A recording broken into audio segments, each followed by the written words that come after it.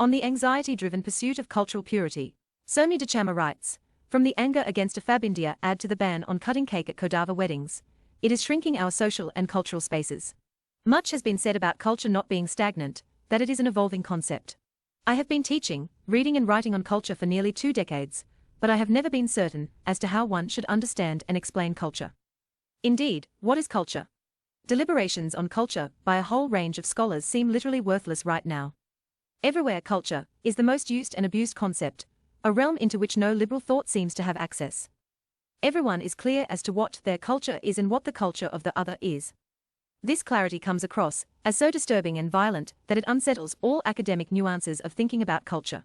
I have been thinking about how an advertisement that celebrates Jashaniri Wars can make or break somebody's fragile culture. But what spurred me into writing this is the decision of the Kodava Samaja in Ponampet, a taluk in Kodagu district in Karnataka, to ban the cutting of cake and drinking of champagne in Kodava wedding ceremonies held in the premises of the Kodava Samaja. The Virajpet Kodava Samaja has followed. Korg or Kodagu, as it is officially called, is a tourist's darling. Kodavas, an ethno-linguistic minority that operates outside the practices of Hindu culture and is the dominant community in Kodagu, is at the center of this issue. I am a Kodava and am neither a cake cutter nor a champagne drinker.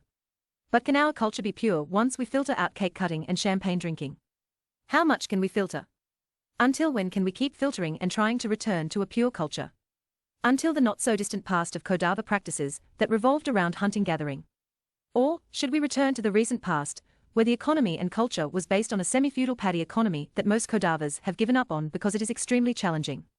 To the coming of coffee some 150 years ago via the British, which saw an immense spurt in Kodagu's economy in the last 30 years, but has remained stagnant after 2005 or so, which has made us turn into a homestay-based tourist economy. What exactly is culture in all these transformations we have seen in our own lifetimes? Much of what Kodavas understand as culture is from the settled times of paddy cultivation, combined with residues of hunting and gathering around which our clan-based patrilineal cultures, rituals, ceremonies and festivals are based. Is there any way to get back to that time? What is this pure culture we aspire for? Where is this anxiety for pureness coming from? At times, I am able to come to terms with the minority's anxiety around language and their practices, which are increasingly threatened by, and assimilated into, the dominant Hindu culture. Therefore, there is a need to assert, and this assertion for Kodavas has been possible because of their education, thanks to a history of European administration and missionaries, and because of their relative prosperity. But then, do we also purge ourselves of this education that is not ours? Do we let go of coffee brought in via Europe? Do we let go of our ancestor nature worship, Midikombes, Kaimadas, and bring in Hindu gods to newly built rooms? Do we stop having wedding ceremonies at Kodava Samajas since, traditionally, weddings took place at the bride's and the groom's houses for 5 days? It bothers me because most of my extended family in Kodagu, small-scale farmers, find it difficult to make ends meet with their paddy and coffee cultivation, but do not take this up as much as they take to culture.